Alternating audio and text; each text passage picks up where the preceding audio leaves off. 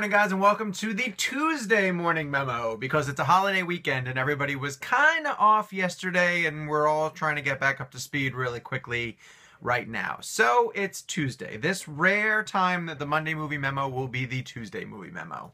But I had to jump on and not just ignore the Monday movie memo because we had something really important to discuss.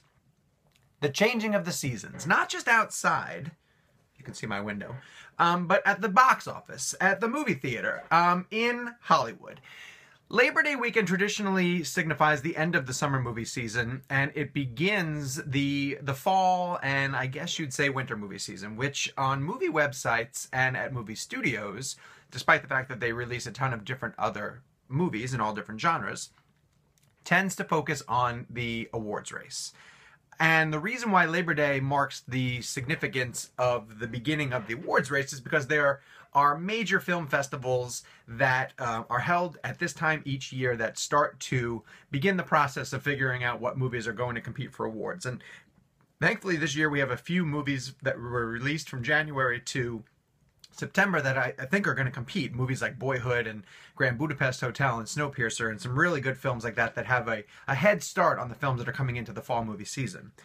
But Labor Day weekend traditionally ends the summer movie season and then kicks off the award season with the Telluride Film Festival, the Venice Film Festival, and then the Toronto Film Festival, which I'm going to be going to later this week and will be covering heavily on Cinema Blend.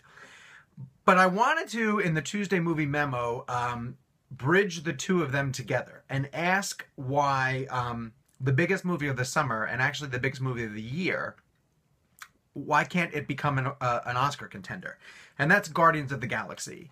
I mean, Guardians without fail is the biggest story of the year. Marvel's having a killer year, even by Marvel's standards. Captain America: The Winter Soldier doing incredibly well, leading the annual box office domestically. And then it loses, and it loses to what? It loses to yet another Marvel movie, to Guardians of the Galaxy.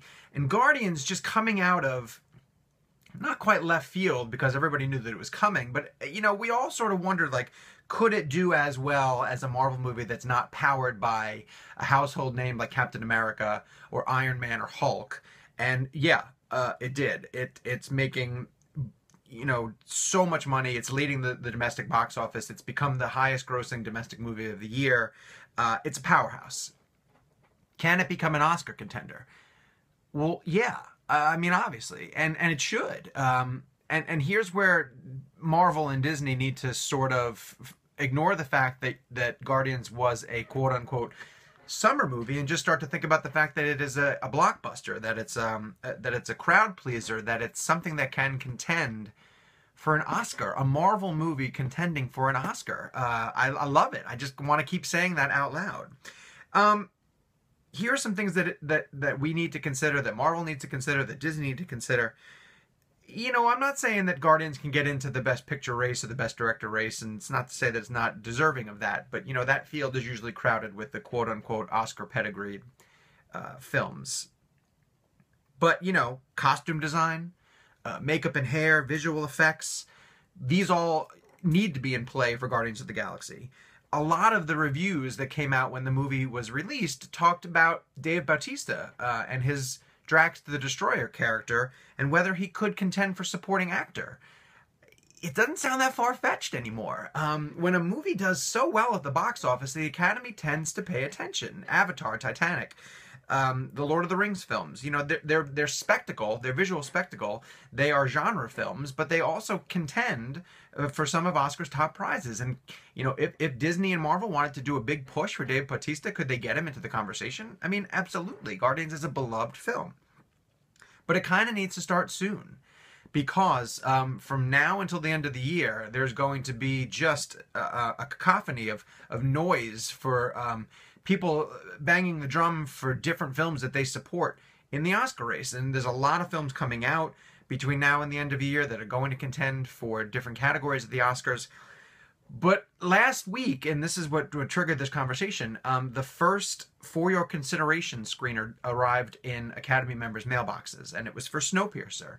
Again, another genre film, but another critically acclaimed film that didn't do nearly the type of box office that Guardians did, but it doesn't have the Marvel push behind it.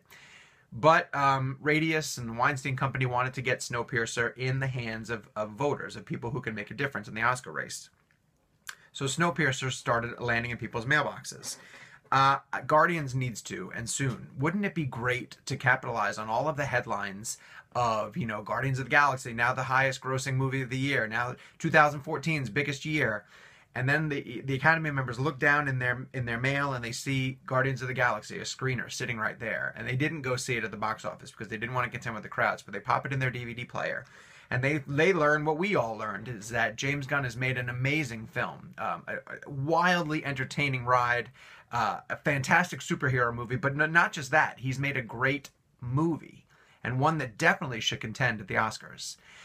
We are going to be talking a lot about the awards race on this blog, on this video, and on Cinema Blend from now to the end of the year. It's a dominant conversation. We're going to be covering Toronto. We're going to be covering the New York Film Festival, the AFI Film Fest, and all of the films that come out of it. And we'll be pointing out to you guys, like, what performances to look out for and what movies should be on your radar if you're interested in tracking the awards race, which is, you know, one of those things that just sort of fuels the industry in the latter half of the year. But, you know, let us be the first ones, or one of the first, to at least say, hey, Academy, wake up and pay attention to Guardians of the Galaxy, because it absolutely needs to be an Oscar contender this year.